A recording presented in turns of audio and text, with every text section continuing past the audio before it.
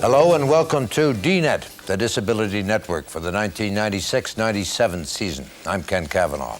On our program, a call for action following the report of the Federal Task Force on Disability Issues. Actor Diana Zimmer, her latest role points to a basic change taking place in casting by filmmakers, and the introduction of our new regular feature, Adams on Sports. But first, a roundup of disability stories. This week, there was a major complaint against the Toronto Transit Commission regarding its purchase of new buses equipped with lifts for wheelchairs. The addition of the buses should have been good news for people with disabilities, but a well-known Toronto activist says problems have surfaced. The TTC had originally planned to add low-floor models to its fleet. Instead, they bought lift-equipped vehicles, which are more complicated to operate. And this has led to other difficulties, too. Many in the disabled community opposed the purchase of the buses. They said they take too long to load passengers. But the TTC ordered 185 of them, worth about $90 million. Toronto activist Sam Savona, however, has an even more serious criticism. When I got on the bus, on the way over to the bus station, the driver was talking to another passenger, telling them how people with disability like myself are gonna slow down the system. Kathy Dean supervises driver training for the Toronto Transit Commission. The operator identified himself and recalled the situation, recalled it in a very positive manner, saying he had just received the training, so knew how to use the lift and welcomed the opportunity to use it. I felt unwanted, and all I wanted to do was be a part of the community. The TTC now is planning to review its training procedures, placing a special emphasis on sensitivity. In the U.S., the Americans with Disabilities Act has been in effect since 1990. There have been calls for similar legislation in Canada, both at the federal and the provincial levels. Bill McQueen now updates the progress of a movement supporting such an act in Ontario. Well, it may take a lot of resources in the early stages. In 1995, a committee of disabled Ontarians was formed to achieve all-party support for an Ontarians with Disabilities Act. In an election promise, the Tory Premier Michael Harris made a commitment to enact such legislation. Recently, at the annual general meeting of ARCH, a legal resource centre for persons with disabilities in Toronto, the status of a proposed act was up for discussion. You want to introduce an Ontarians with Disabilities Act and to work together with us. There's concern that areas that would be covered by such an act might instead be relegated to treatment under human rights legislation. Members of the disabled community came face to face with the Ontario Minister of Citizenship, MARILYN MUSHINSKI. I want now to turn to an important part of our overall equal opportunity plan for Ontario. And I'm speaking especially of our government's commitment to human rights reform. We've had a human rights code and a charter of rights for 10 or 15 years. Neither have succeeded in either preventing these new barriers or effectively eliminating the old ones. An Ontarians with Disabilities Act should be a comprehensive law which first has as its purpose the achievement of a barrier-free society for people with disabilities by the year 2000. Second, it should require governments and private organizations to remove existing barriers that impede us from participating in them and prevent new barriers where before they happen. I think there is a need for an Ontario Disabilities Act because it would bring all the legislation together and it would be under one roof, so to speak. With an Ontario Disabilities Act, people will feel supported to come forth with where they feel their rights have been abused. And it's been quite successful in the States, the American Disabilities Act. During the meeting, Ms. Mushinsky said her ministry would move forward to address the many concerns of the community. This included promotion of a variety of government programs, including simplified access to a long-term care system. I think that Mr. Harris has been perfectly clear in his commitment to ensuring that we protect and preserve programs that effectively protect the rights of disabled individuals, and you can be assured as a member of Cabinet that that is a topmost priority with me as the Minister. The fact of the matter is an election promise was made in writing to us and to the disability community by a Premier who promised to keep all of his election promises or resign. That is to do three things. One is to pass a new Ontarians with Disabilities Act. Secondly, to work together with us to develop it. And thirdly, to direct new resources towards the goal of accommodating people with disabilities in society. A federal task force released a report a few weeks ago that could have broad implications for people with disabilities. And the following item by Julie Van Dusen was filed on the day the document was released in Ottawa. Disabled Canadians were on Parliament Hill celebrating what they see as a turning point, a report that calls for them to be treated like equal citizens. I'm very happy with what's there. Now I want to see the result. I want to see the action. It's always been tough for Canada's disabled people to integrate. Lately, under the federal Liberals, it's been getting tougher. Since they were elected, the Liberals have cut $160 million to programs for the disabled, and they're planning to cut funding to the national organizations that speak for the disabled. And with the new Canada Health and Social Transfer, provinces are no longer required to guarantee federal money is spent on social programs, so it's easier to cut. A committee of federal Liberal MPs spent the past 4 months studying the problem, much of it caused by their own government. Your government made that decision, right? To cut funding to organizations, yes. How do you explain that? Well, we think they made a mistake, and we're recommending that they reconsider it and restore that funding. Restoring funding to organizations is just one of 52 recommendations. The committee wants a federal act for Canadians with disabilities and a minister to set policy and standards. The report says the disabled should be given tax breaks and priority access to training programs and wage subsidies to help them find jobs. Those developments on the national front regarding that report. In a moment, we'll be back with a more detailed look at events that led to the development of the recommendations. Joining me on Disability Network now, Joanne Smith, and what's coming? Thanks, Ken. That task force report is on the table now for review by Cabinet. But how great is the demand for action?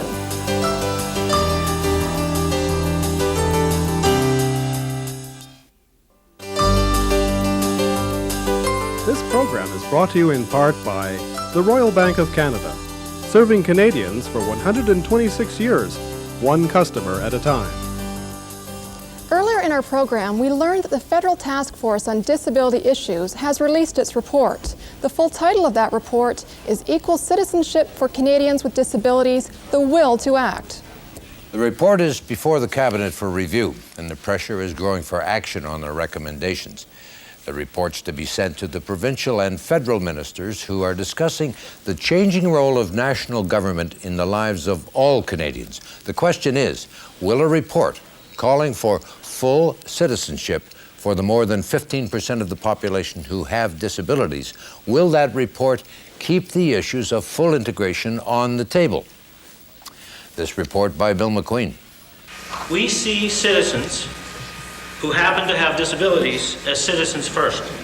The task force visited 14 cities since it was formed in June, and scores of people with disabilities and their organizations went to talk, make presentations, and to repeat their concerns once again.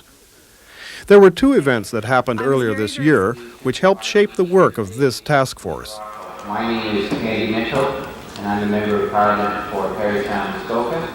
The first was that the previous federal funding program, the National Strategy for the Integration of Persons with Disabilities, came to an end in March. After that, there were no integrated plans in effect that would address disability issues. It soon became apparent that there might be little or no federal government funding for, or attention focused on, concerns affecting people with disabilities. The second was the response of the current government in May to a report of the Parliamentary Standing Committee on Human Rights and the Status of Persons with Disabilities. Tracy Walters of the Canadian Association of Independent Living Centres is one of a number of people with disabilities who traveled as observers with the task force. She was at the Toronto consultation in September, almost 2 months before the release of the report. The federal government announced they were getting out of the business of providing supports and services and leadership to people with disabilities. After decades of hard work, it came as a shock to our community. So it wasn't until there was some media attention in major papers that people realized what was going on, including members of the caucus, I believe, and it was stated in the Globe and Mail. And then from that point, a task force was struck. So it was frightening because it just meant that that's it, no protection. You're back being taken care of in the old traditional charity ways and back into hospitals, overcrowded hospitals and institutions and nursing homes, and there's a deficit-cutting mentality that does not respect the rights of individuals. We will lose the protection of a federal government.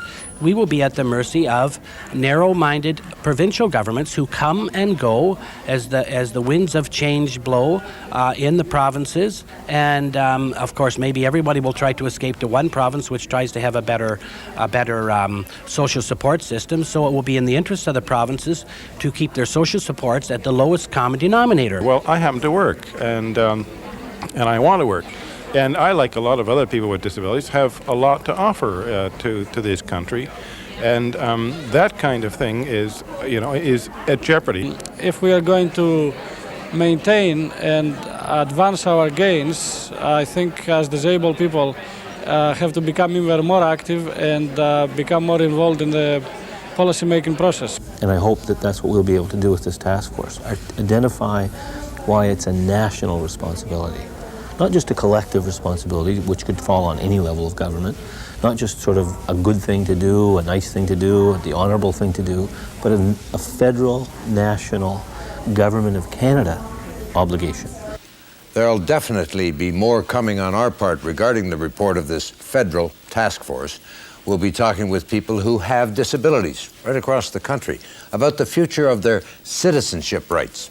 And of course, we'll be monitoring the responses from the federal and the provincial governments. As all that goes forward, don't forget, we want to hear from you. Please get in touch with us with your thoughts and reactions. We'll give you our address later in the program. Now, we'll be back from a Toronto film set with actor Diana Zimmer, and to bring you our new regular feature, Adams on Sport.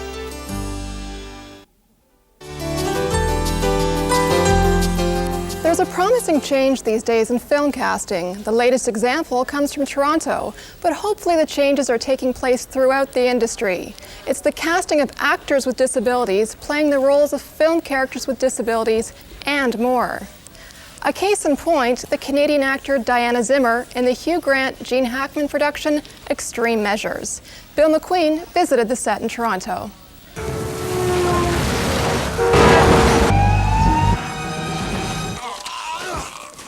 I'm doing medicine here no one's ever dreamed of. You're killing people. If you could cure cancer by killing one person, wouldn't you have to do that? You're not God. Roll sound. 181 Alpha, take 3. Mark. Action. Diana Zimmer is a determined young Canadian actor. She's been acting for most of the past decade. I feel the hours go by very easily. It has a lot to do with the writing and the role and the directing. It's a whole package. I love the ability of making people feel. I like to move people. I like to make them laugh or cry. There's an immense joy that I get out of that. Those of us who have been here from the beginning, Helen and... I started out as a visual artist. Through my teens, I was doing a lot of drawing, and I worked with a commercial artist for a while as an assistant in my early 20s. And music was something I fell into accidentally. And I took an acting class really just for a creative outlet because my third band had fallen apart. Mosquito bite. Mosquito bite? Yeah. And absolutely fell in love with it. Buddy, I'm gonna tell you a secret. Girls don't want just sex. Girls want love. That's what Mother always says. Started working, started doing things here and there, and as I say, it's one of those things that once it bites you, it's kind of hard to give up. Later in 1993, Diana joined the Toronto stage production of Beachmaker. I was walking mainly with my cane at that time, and I had a lot of tremors, and I was talking to the director and I said, you know what, I'm having a lot of tremors and I don't know how that'll look on stage. And he said, no, that'll look great because your character is so neurotic. In the 5 years that I've had MS, we've seen an immense change. Even 5 years ago, and definitely 10 years ago, if there was a character in a wheelchair, it would not be an actor with a disability, it would be an AB playing a person with a disability. Diana Zimmer, who plays the part of Helen, doesn't have a big role, but it's an important one to the movie. Hey, how you doing? Hi.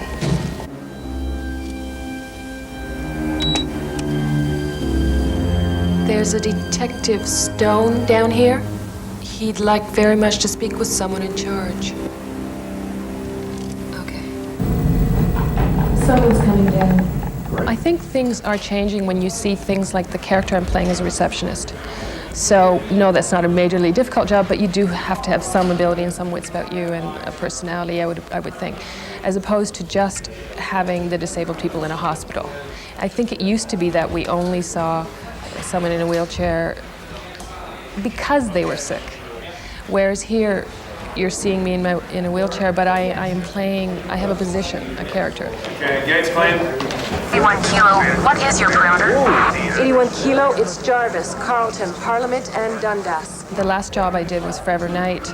I played a radio dispatcher. I was blind. I played a woman with MS who was blind. All units, we have a detective unit approaching southern perimeter from Jarvis. I still do see a lot of tokenism, or it's not quite enough for me yet, but I do know that I'm just on that threshold. At least I'm fortunate enough to be born in a time and an era where the possibility of my continuing to be an actor is actually there. I want to go beyond just playing the woman with a disability. I'll do that because that's what I am, but I can also do a heck of a lot more as an actor who happens to have a disability. So what I'm hoping is that eventually I can get into stories where I'm the detective or something, you know? I'm the judge, I'm the doctor, I'm the woman next door, the mother, the sister, whatever, who happens to have a disability, but like that play that I did, Beachmaker, it's not necessarily essential or crucial to the story. Contrary to what many people might expect, acting for most is not a lucrative profession. Men average around $10,000 a year and women about $8,000. Acting is one of those jobs you have to love. The film Extreme Measures has hit a controversial chord with many people in the audience. Some people claim that it pits poor people against people with disabilities. Others are bothered by its depiction of experimentation on humans. If you've seen the film and are bothered or not by its ethical message, write to us. We'll give you our address at the end of the show. This season, we're introducing a new feature to Disability Network. It's the roar of the games, the smell of the crowd, and Jeff Adams with sports. Rugby, rough, gritty. Not a sport for the faint-hearted, not a sport for the saintly. A common belief. But this week on our Sports Spotlight, we take a look at an uncommon competitor. Kirby Cranbetter plays on a number of rugby teams, and he's one of the best. Kirby's one of the toughest players on the court, but he checks that toughness at the door when he gets to his day job. Now you gotta hold me. Ottawa's Kirby Cranbetter is a world-class athlete. A silver medalist in rugby at the Paralympic Games in Atlanta, he's used to the rough and tumble of playing on the court. Sometimes he goes from courtside to bedside, and it's what he does there that may surprise. Hey, knock knock. Hey, hello, my friend. My job at Bruyere, I'm the coordinator of pastoral services. Basically, that entails ensuring that all the residents who come in are able to continue to practice their faith and their spirituality in the manner that they have in the past. And also, coming into a chronic care institution, they've experienced a lot of losses. I mean, they're losing their home, separation from family, a lot of autonomy loss.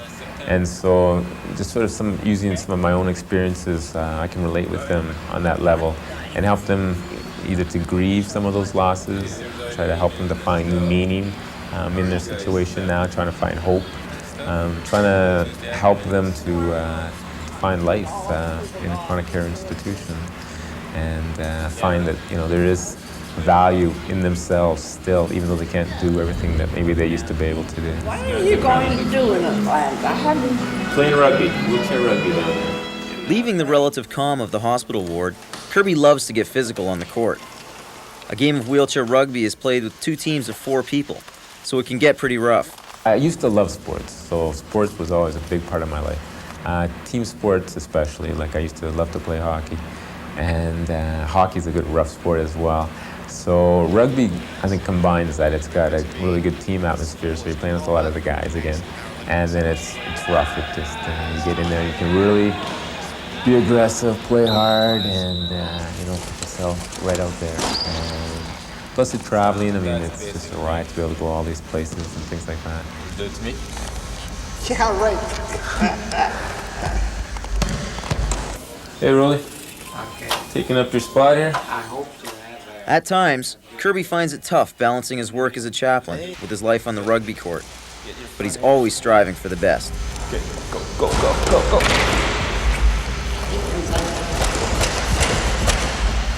And I sprint to the goal. As we said, Kirby Cranbetter is a member of Canada's silver medal team in Atlanta, where rugby was a demonstration sport. Local wheelchair rugby teams practice and play all across Canada. And if you're interested and would like more information, please contact us at DNET. I'm Jeff Adams. See you again in a couple weeks. Jeff Adams in our look at sports. Jeff will be with us with his sports stories and commentary on a regular basis throughout this season. This is Disability Network.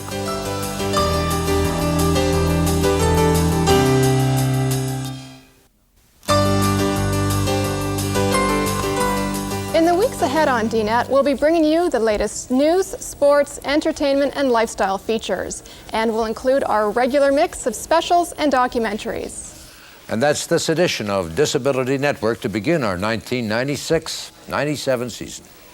We won't be with you at our regular time next week because we'll be preempted. However, look for us in 2 weeks' time. We'll be on some stations. The following week, we're back on the full network.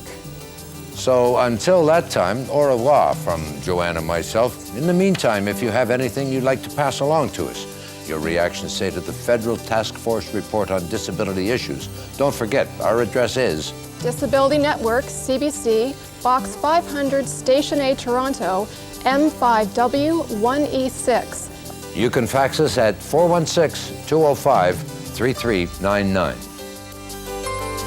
This program is brought to you in part by the Royal Bank of Canada, serving Canadians for 126 years, one customer at a time.